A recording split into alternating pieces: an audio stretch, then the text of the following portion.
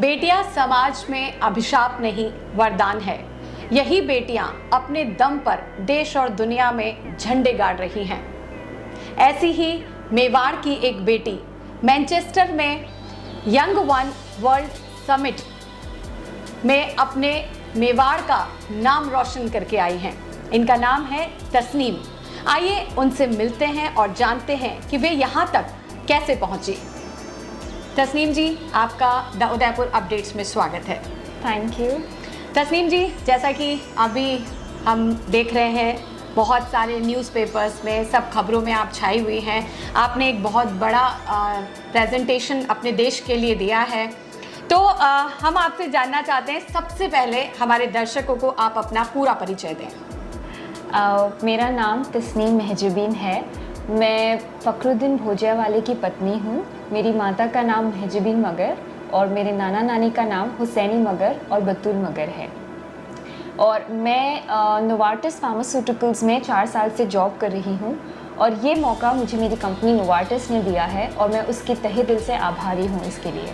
मैं नोवार्टिस में एक सीनियर एनालिस्ट का काम करती हूँ और इसलिए मुझे काफ़ी एनालिसिस होता है काफ़ी चीज़ों को लेकर, चाहे वो क्लाइमेट हो, एजुकेशन हो, क्वालिटी एजुकेशन हो, जेंडर इक्वालिटी हो, और इसीलिए मुझे सोशल वर्क का काफ़ी शौक़ है। तो जैसा आपने बताया कि आप नोवार्टिस कंपनी में एनालिसिस बेस्ड पे काम करती हैं, तो कंपनी से आप किस तरह से मैनचेस्टर तक पहुंची, ये यात्रा थोड़ी हमें बताएं। जी ज़रूर। तो यहाँ पे 4 राउंड्स होते हैं इंटरव्यू के। हर साल ये समिट होता है। ये पिछले 10 साल से हो रहा है, वन यंग वर्ल्ड समिट। तो इस बार भी कुछ फॉर्म्स निकले थे जिसे हमें सबमिट करना था और इसकी एक एज लिमिट होती है। तो उन फॉर्म के 4 राउंड्स होते हैं जिसमें आपके लीडरशिप क्वालिटीज़, लीडरशिप स्किल्स और सोशल वर्क के बेसिस पे आपको सिलेक्ट किया जाता है। और ये लीडरशिप स्किल्स आपको कंपनी के अंदर और कंपनी के बाहर दोनों जगह दिखाने हैं। तो मुझे जैसे कि हमेशा से सोशल वर्क की आदत थी। मैं पहले भी दिल्ली, गुड़गांव, नोएडा में भी सोशल वर्क कर चुकी हूँ।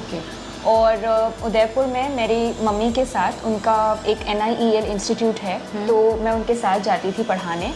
एंड काफ़ी बच्चों को, ज़रूरतमंद बच्चों को हमने निःशुल्क शिक्षा भी दी है।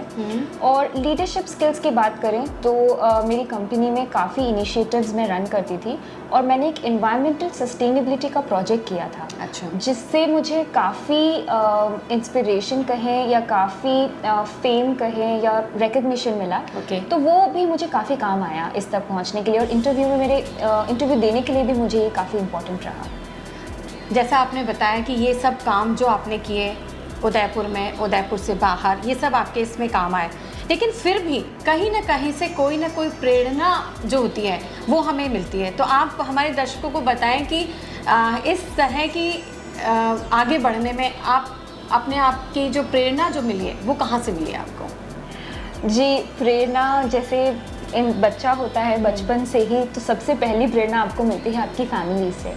तो मेरे जो नाना जी हैं शेख हुसैनी मगर, उनकी हमेशा से आदत थी कि उनके दर पर जो भी आया उन्होंने कभी उसे खाली हाथ नहीं जाने दिया। बिल्कुल। एंड चाहे वो हमारी कम्युनिटी से हो या किसी भी मज़हब से हो, उन्होंने हमेशा लोगों की मदद की और हमें भी सिखाया कि हम लोगों की मदद करनी चाहिए। और जैसे कि मेरी मदर हैं, उनकी भी आदत है कि इस तरह काफ़ी फिलॉन्थ्रोपिक वर्क, जनरस वर्क वो करती हैं। तो उन्होंने भी मुझे काफ़ी इंस्पायर किया इस तरह लोगों की हेल्प करने के लिए, पढ़ाने के लिए, या किसी भी तरह से फाइनेंशियली भी अगर मैं लोगों की हेल्प कर सकती हूँ, तो इन लोगों ने मुझे काफ़ी इंस्पायर किया है ये काम करने के लिए। गुड। तस्नीम, एक चीज़ और ये हमें बताएं कि ये काम करते करते, जैसे आप अपनी कंपनी में काम कर रहे हैं, आपकी फैमिली से आपने काफ़ी कुछ सीखा है, तो अचानक से ये मैनचेस्टर में जाने का और इंडिया को रिप्रेजेंट करने का मौका जैसे एकदम से आया, तो उस समय आपको कैसा फील हुआ? मतलब आपने क्या सोचा उस समय? या इसको मैं ऐसे पूछूं कि एक महिला होने के नाते उस समय आपके मन में, दिमाग में क्या फीलिंग्स आई, उसको कैसे फेस किया आपने? ये हमारे दर्शकों को, स्पेशली महिला दर्शकों को आप ज़रूर बताएं। जी बिल्कुल। तो एक्चुअली ये फॉर्म काफ़ी पहले रिलीज़ हुए थे और इसका प्रोसेस काफ़ी महीनों तक चला। मुझे पता चला था कि मैं जाने वाली हूँ कुछ जनवरी में, बट देन हमारी टिकट सितंबर तक की थी। तो यस डेफिनेटली, जब मुझे ये अपॉर्चुनिटी आई, जब मैंने अप्लाई किया और जब मुझे फाइनली अप्रूव किया गया इस अपॉर्चुनिटी के लिए, तो मैं काफ़ी खुश थी, जैसे कोई भी इंसान होगा। और हमारी कंपनी से कुल 11 या 12 लोग थे इंडिया से। अच्छा। इंडिया से, जिनमें से राजस्थान से मैं एकमात्र थी। अच्छा। और उनमें से मेरा सिलेक्शन हुआ, तो ये बहुत गर्व की बात थी मेरे लिए। मगर सिंस आप भी जानते हैं एक महिला होने के नाते कि महिलाओं को जब भी वो सक्सेस की सीढ़ी चढ़ना चाहती है, उन्हें काफ़ी बाधाओं का भी सामना करना पड़ता है। तो डेफिनेटली मुझे भी करना पड़ा, नॉर्मल है। मतलब यस डेफिनेटली एक महिला के सक्सेस को आज भी उतना ओपन माइंडेडली नहीं देखा जाता है। मगर अगर आपकी फैमिली का आपके साथ है, अगर वो आपको सपोर्ट करते हैं, तो डेफिनेटली आई डोंट थिंक कि आपको किसी के भी बारे में सोचना चाहिए। या अगर आप कोई अच्छा काम करना चाहते हैं तो बाधाएं हज़ार आएंगी, चाहे वो महिला हो पुरुष हो। तो डेफिनेटली अगर अच्छा काम करने के लिए आप चल ही पड़े हैं, जुनून है आपका, तो आपको किसी की परवाह करने की ज़रूरत नहीं है। आप do what is right for you. And मेरी फैमिली का हमेशा से मुझे इतना सपोर्ट रहा है, क्योंकि एक जॉब करना भी महिला के लिए होता है, काफ़ी डिफ़िकल्ट होता है। बट मैं बाहर जॉब करती थी इतने साल, चाहे वो गुड़गांव हो, कोयम्बतूर हो, हैदराबाद हो, हर जगह मैंने काम किया है। मैंने इंडिया के कम से कम 17 स्टेट्स घूमे हैं और मैंने काफ़ी कल्चर्स को समझा है, पढ़ा है। तो इसकी जो हेल्प है या इनकरेजमेंट है, ये मुझे फैमिली से हमेशा मिलता रहा। तो मुझे शायद वो भले बाकी लोग कुछ भी कहें या ना कहें या सपोर्ट करें या ना करें, बट जब आपकी फैमिली का सपोर्ट है तो आप आसमान छू सकते हैं। अच्छी बात कही तस्नीम आपने। वैसे मेरा अगला प्रश्न यही था आपसे कि भाई महिला होने के नाते जनरली सपोर्ट सिस्टम थोड़ा सा कहीं कहीं, वैसे परसेंटेज बढ़ गया है सपोर्ट का, लेकिन कहीं कहीं ऐसा होता है कि सपोर्ट जनरली नहीं मिलता है, चाहे वो रिस्पॉन्सिबिलिटी से रिलेटेड हो या और भी कोई बहुत सारे फैक्टर होते हैं। अभी हम उस तरफ नहीं जाएंगे, लेकिन आपने उसका उत्तर दे दिया कि अपने में जुनून हो तो सभी चीज़ें सपोर्ट करती हैं। जी बिल्कुल। Very good Tasneem. लेकिन एक जो प्रश्न है कि आप अचानक आपके पास ये ऑफ़र आया और आपको यूके जाना हुआ, उस सब के बीच में वीज़ा नाम का एक फैक्टर होता है। तो आपने इस हर्डल कहूँ या इस टास्क को कैसे कंप्लीट किया, क्योंकि इतनी जल्दी वीज़ा मिल जाना ये भी एक बड़ा टास्क है। इसके बारे में आप हमारे दर्शकों को बताएं। जी, ये बहुत ही अच्छा सवाल पूछा आपने, जिससे मेरी काफ़ी मेमोरीज ट्रिगर हुई हैं।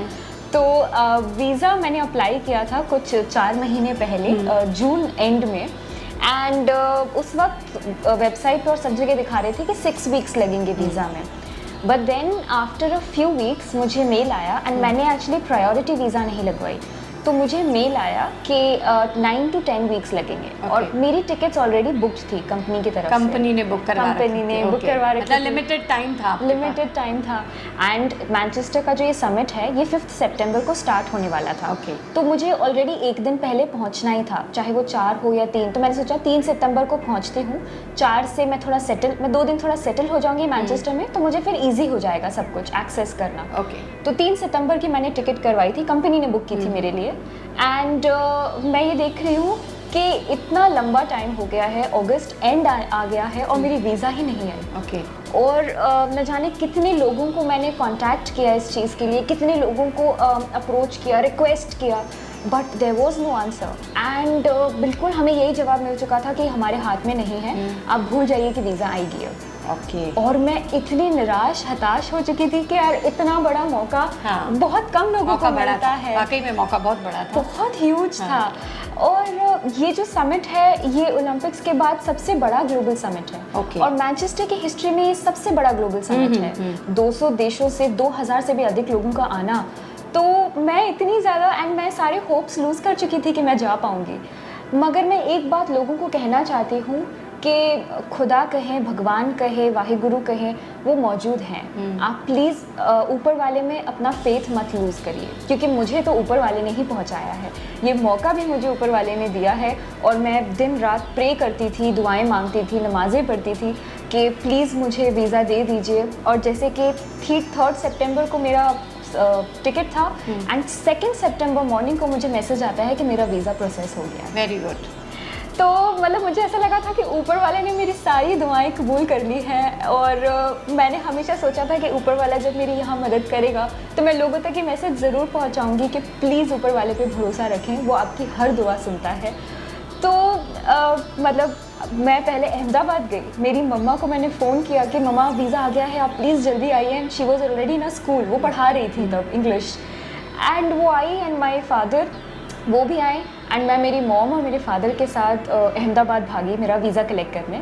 वहाँ से मैं और मेरी मम्मा दिल्ली फ्लाइट, यहाँ से उदयपुर से आप अहमदाबाद कार में गए। मेरे फादर ड्राइव कर रहे थे, हम कार में गए एंड वहाँ से फिर हम लोग पहुँचे न्यू दिल्ली, मैं और मेरी मम्मा। एंड दिल्ली से मेरी सवेरे फ्लाइट थी मैनचेस्टर के लिए। तो बस यही था and then finally I reached Manchester. तो मुझे यकीन ही नहीं आ रहा था कुछ टाइम के लिए कि फाइनली आई एम देयर। और ये भी काफ़ी एक डिफरेंट जर्नी रही। काफ़ी बिल्कुल, सुन के मुझे भी ऐसा लग रहा है कि थैंक गॉड एंड टाइम पे ये हुआ, वाकई में ये मिरेकल से कम नहीं था। एग्जैक्टली। तस्नीम जी, हमने ये तो जाना कि आपके पास ये ऑफ़र आना और वो बीच का जो समय वो आपने कैसे जिया, वीज़ा आया, आप दिल्ली पहुँचे एंड फाइनली आपने फ़्लाइट लिया। अब हम बात करते हैं आपके लैंड होने के बाद की यूके में। तो मेरा अगला सवाल आपसे यह है कि जब आप वहाँ पहुँचे और वो पूरा टाइम जो पर्टिकुलर डेज़ जो थे वहाँ आपने इंडिया को रिप्रेजेंट किया और वहाँ पर जैसा कि आपने बताया बहुत सारे कंट्रीज़ थे, बहुत सारे वहाँ पर पार्टिसिपेंट्स थे, तो उन सब के बीच इंडिया की तरफ से जाना और वहाँ का माहौल, ये सब के बारे में हमारे दर्शक आपसे ज़रूर सुनना चाहेंगे। मैं क्या बताऊँ, मतलब मेरे पास शब्द नहीं है क्योंकि इतना कुछ है बताने को। इतनी ज़बरदस्त, इतनी इंस्पायरिंग, इतनी इमोशनल, इतनी ओवरवेलमिंग जर्नी थी मेरी कि मैं आपसे क्या शेयर करूँ। मतलब इतनी कंट्रीज से इतने लोग को आना एंड आप मानेंगे नहीं, मैं यूजुअली वहाँ पे चारों दिन मैंने इंडियन आउटफिट्स ही पहने थे एंड आई थॉट कि शायद जो दूसरी कंट्रीज़ के लोग हैं शायद वो हमें इतनी एक्सेप्टेंस नहीं देते हैं। तो मैं लोगों को बताना चाहूँगी कि ये एक मिथ है। हाँ।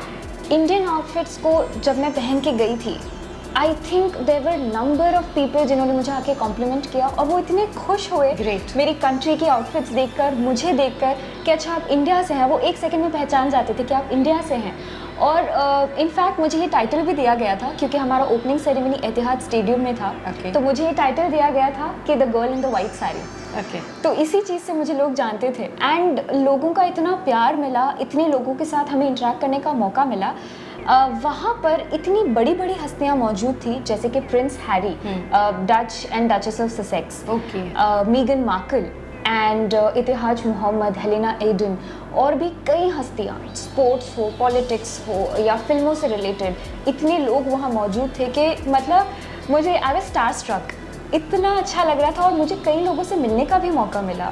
मुझे इतिहाज मोहम्मद के साथ सेल्फी लेने का मौका मिला जो कि मेरे लिए तो बहुत बड़ी बात थी एंड उन्होंने भी यहाँ तक कि मेरे आउटफिट को लेकर काफ़ी कॉम्प्लीमेंट किया। तो मुझे अच्छा लगा कि चलो लोगों को हमारा पहनावा, हमारी भाषा अच्छी लगती है which is a wonderful thing.